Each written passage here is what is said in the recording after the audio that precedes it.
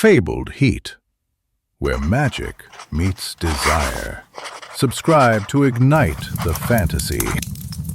The air in the underworld tasted like charcoal and regret, a gritty film coating the back of my throat with every breath. It wasn't just the sulphurous fumes, it was the weight of centuries of lost souls, of broken promises. The stench of despair clung to me like a shroud, making my skin crawl. Darius's shove, admittedly not his finest moment, had sent me tumbling through Zaron's hastily summoned portal head first. I landed in a graceless heap on obsidian rock, a puff of black dust erupting around me. The heat radiating from the nearby molten rivers seared the back of my neck before I even cursed. I could feel the warmth spreading down my spine, a gentle caress that belied the danger that lurked in every shadow. Darius materialized with the eerie poise of someone who'd expected the rough arrival. He always did. Real subtle, I growled, brushing black sand from my trousers, the fine grains clinging to the worn leather. He smirked, that infuriatingly knowing expression on his face.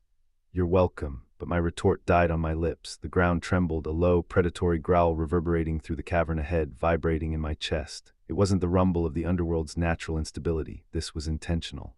My blade was already in hand, the weight familiar and comforting.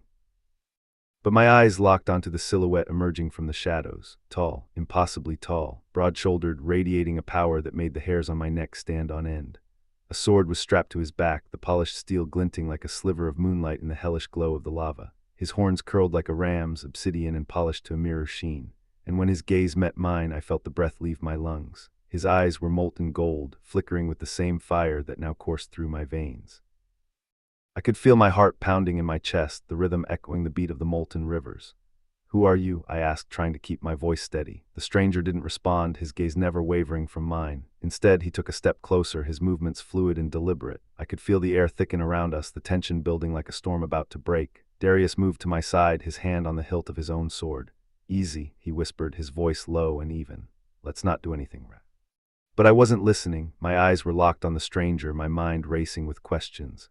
What was he doing here? What did he want? And why did I feel like I was drowning in the depths of his eyes? The stranger took another step closer, his eyes never leaving mine. I could feel the heat emanating from his body, a warm glow that seemed to seep into my very bones. "You're a long way from home," he said, his voice low and husky. "What brings you to the underworld?"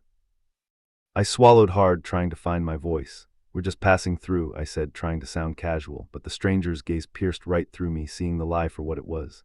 "I don't think so," he said, his voice dripping with amusement. "You're not like the others, you have a spark within you." I felt a shiver run down my spine as he spoke, his words echoing in my mind. What did he mean? What spark was he talking about? And why did I feel like he could see right through to my very soul? The stranger took another step closer, his eyes burning with an inner fire. "Tell me," he said, his voice low and urgent. "What is it that you're searching for?" I hesitated, unsure of how to respond, but something about his words resonated deep within me. Maybe it was the sincerity in his voice, or the way his eyes seemed to see right through to my very heart. Whatever it was, I found myself opening up to him, telling him things I'd never told anyone before.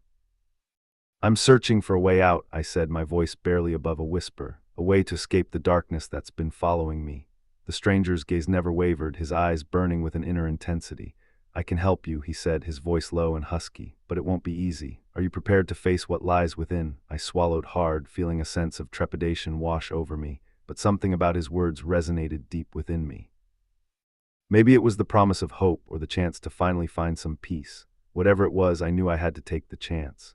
"Yes," I said, my voice firm, "I'm ready." The stranger's face broke into a slow smile, his eyes glinting with amusement. "Then let us begin," he said, his voice low and husky. And with that, he reached out and took my hand, his touch sending shivers down my spine.